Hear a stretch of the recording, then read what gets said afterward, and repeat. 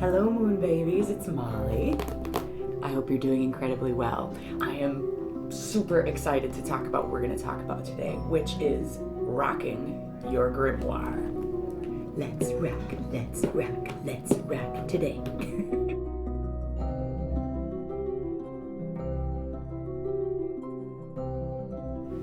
One of my favorite things to do on YouTube is view tours of other people's books of shadows, book of light, book of mirrors. I call mine a grimoire. And I love seeing how people personalize their work, how it reflects their practice, what they do, but I also see an equal amount of videos about being stuck and feeling unsure about what to include or if they're doing it right, or sort of this fear of messing it up. So I thought that today we would talk a little bit about falling back in love with your Book of Shadows or grimoire. So first of all, I wanted to talk just a little bit about the psychology of the book, right? So the codex, book technology, is actually Latin for trunk of tree. And books are really interesting because they're containers for knowledge, they're containers for cultures. They can be very beautiful and comforting, but at the same time, they are so dangerous that when people want to snuff out an idea, they burn them. So they're also intimate. We take them with us, we carry them with us, we touch them, we take them to bed with us. They need us to be activated, to be alive. So we really do have a romance with books, and I think that's part of the allure of keeping a Book of Shadows or a grimoire. I like to use the term grimoire, which is the etymology of that word is it was initially a French word that meant in Latin and then later became synonymous with the phrase difficult to understand.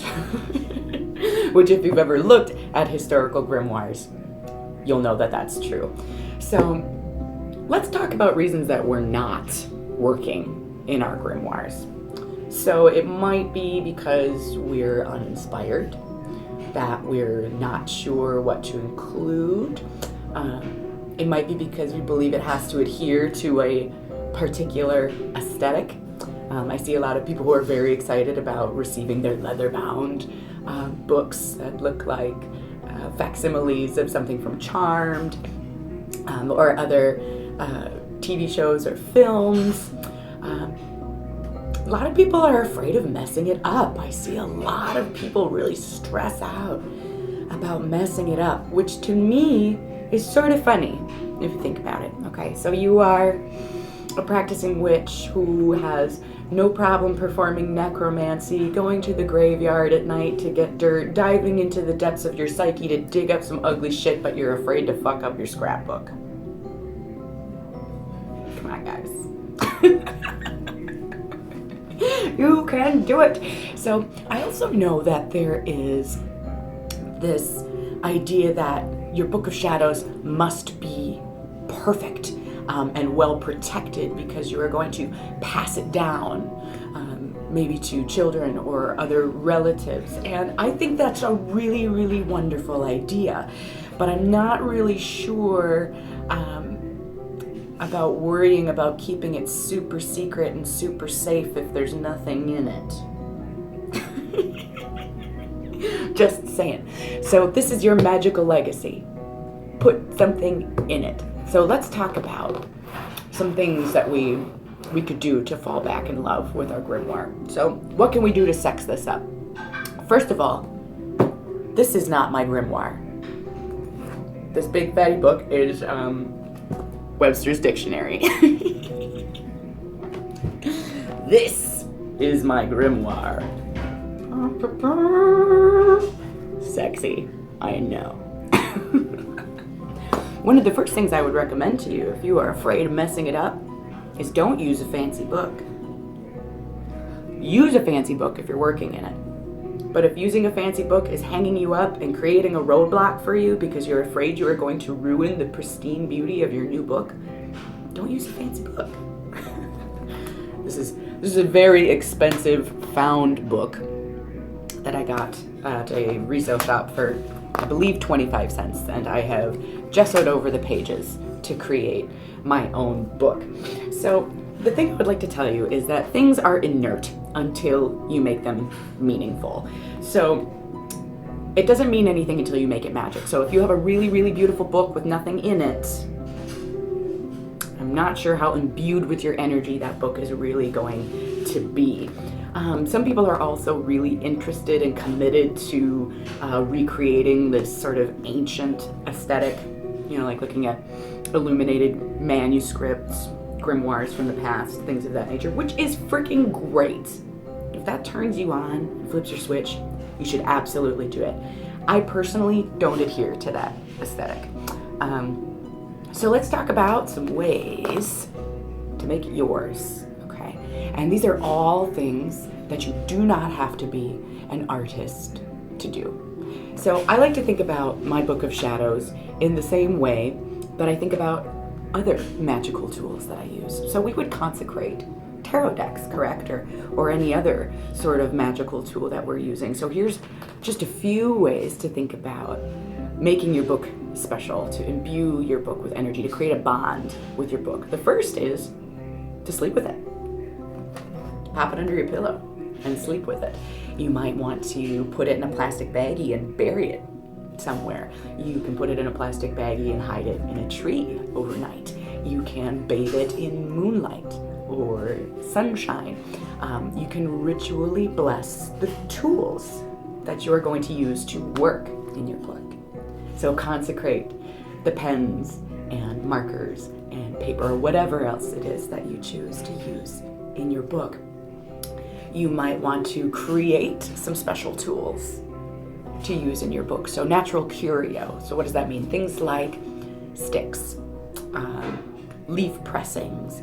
You might wish to use shells. Anything, you can turn anything you want into a drawing or writing tool. Feathers that you find might be another great way.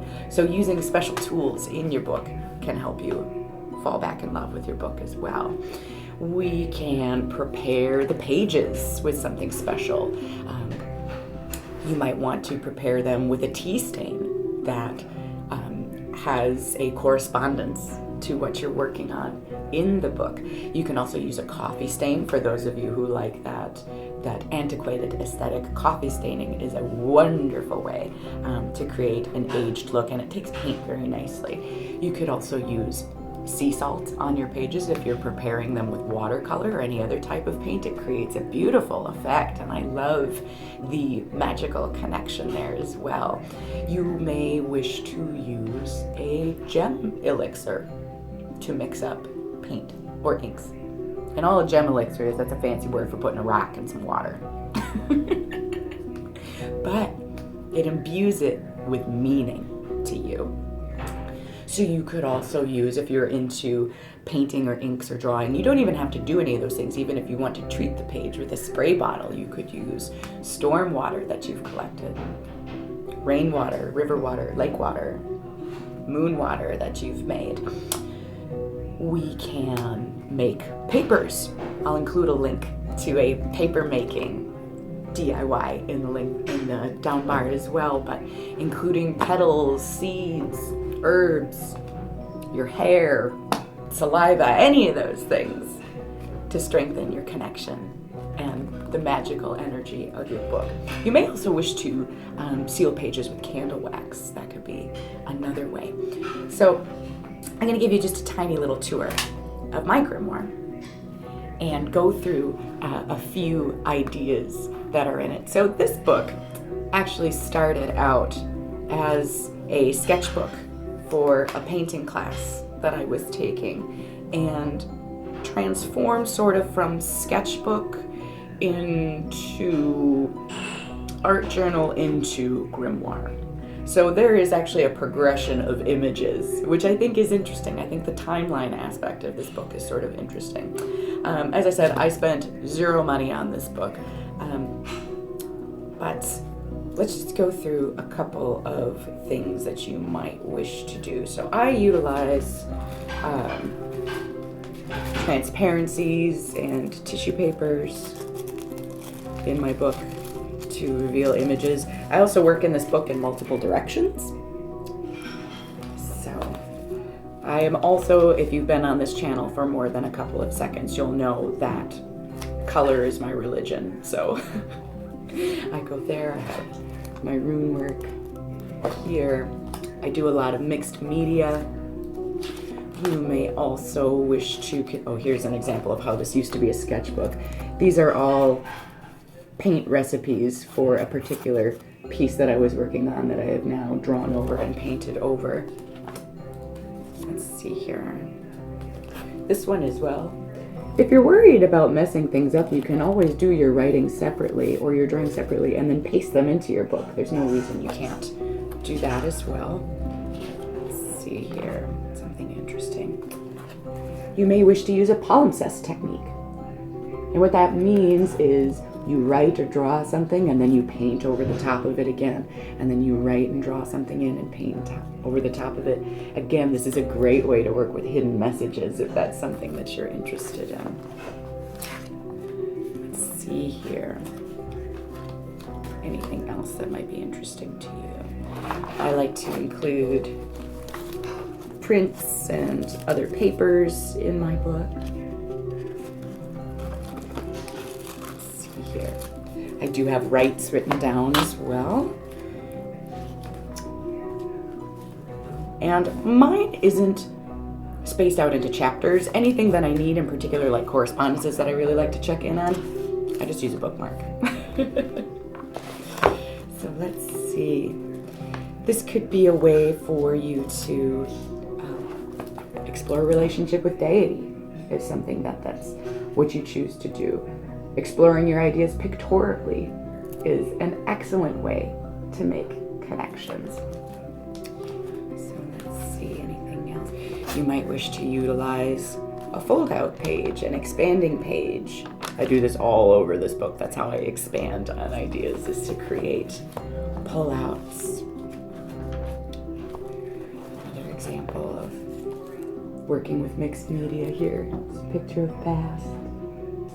I also like to make found magic spells in this book by circling words and finding things from the existing text and then painting around them to find secret messages in my book. Let's see here. I also use a lot of sewing. I'll use needle and thread in my book frequently. I really like the symbolism of the needle and thread. I think it's a powerful message. So let's see, what else do we have here?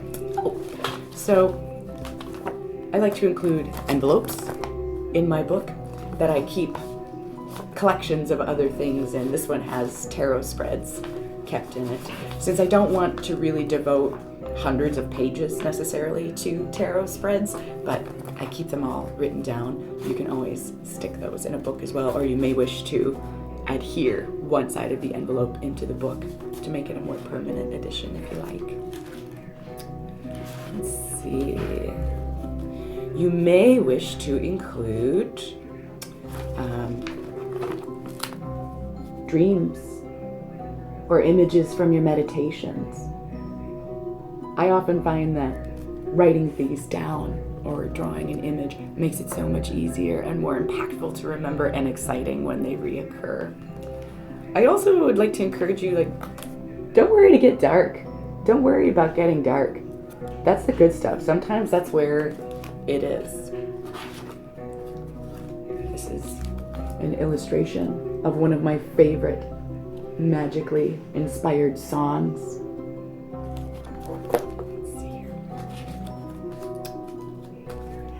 More dream work.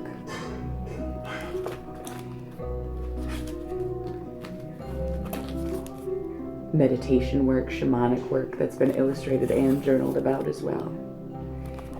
My book is particularly heavy on the image because that's how I experience magic.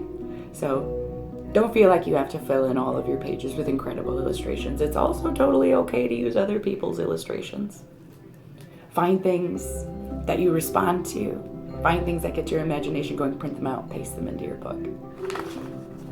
Let's see here. What else? can I show you? More fold outs. More dreams. There's a lot of that.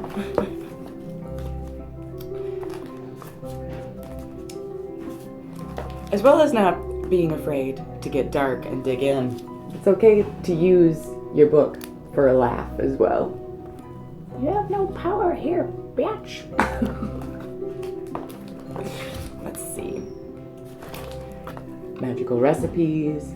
I like to do my working sort of in groupings, so I'll include them all together in a spread that way. Write down your prayers, any ritual work that you like to do.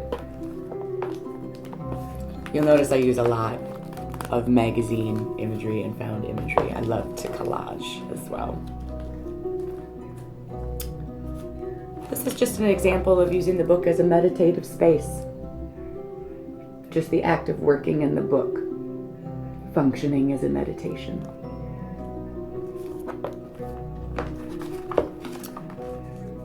It's just a little bit of zodiac information about my partner and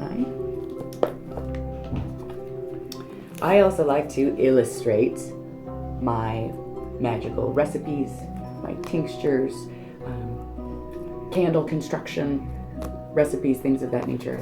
I like to include those in my book as well.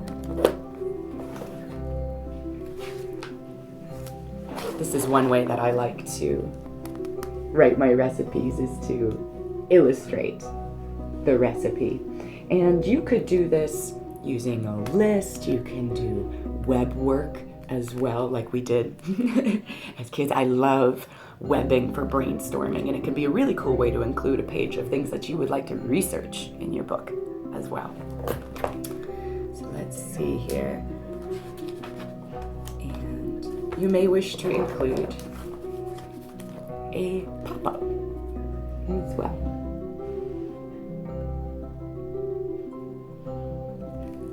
So there's all sorts of possibilities for your book.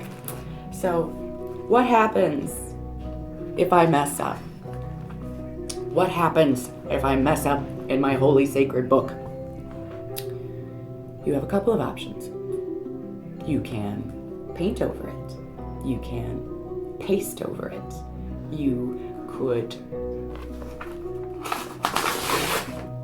rip it out. Nothing is precious until you say it is.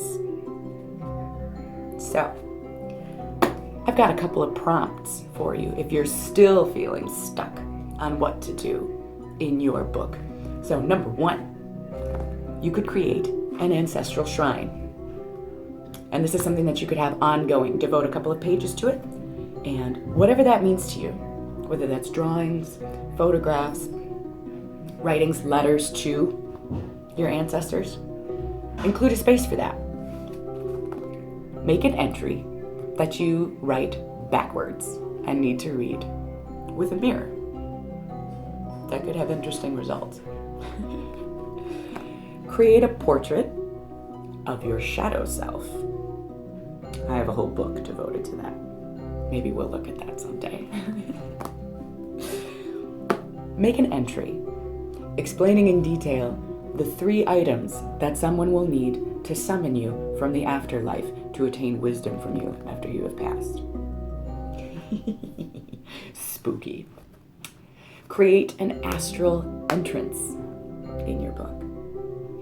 For those of you who know what I'm talking about, that could be super fun. Devote an entire spread to the dichotomy of sex and death. This will never get old, as we've been making art and literature about this for millennia. See what you come up with.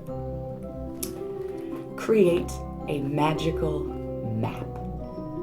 Create a magical map of your neighborhood, of your home, or perhaps a space that you visit in meditation. Create an entry in your book using a found object that you have procured on a walk, and then explain its purpose and mythology and personal meaning to you. Dedicate an entry to your favorite poem. And if you don't have one, it's time to get one. dedicate an entry to your first magical memory or memories. You could probably fill up a whole book on that. Create an entry with your non-dominant hand. Tap into the subconscious. Use that non-dominant hand to create an entry, whatever that means to you. So in closing, I would just like to tell you that your grimoire doesn't need to just serve as a record. It can serve as an inspiration to you, and that sacred doesn't need to mean static. It is not precious until you make it so. It is not magical until you make it so. This is your cosmic fingerprint. This is your magical legacy. Do it however you wish. So I hope you guys enjoyed this discussion and tour of the grimoire today. I would really, really, really like to know what you include in your books. If you feel so inclined as to make a VR, I would freak out and love to see it. I'd love to know if you guys have any questions about anything that you saw in the book. Let's talk about your Book of Shadows and your grimoire, what you do to make it magical and make it special. If there's anything in particular that you do that you would like to share with the group. So thank you so much for watching, guys. I hope you enjoyed this, and I will talk to you again very, very soon. And until then, be well, go forth, and make stuff.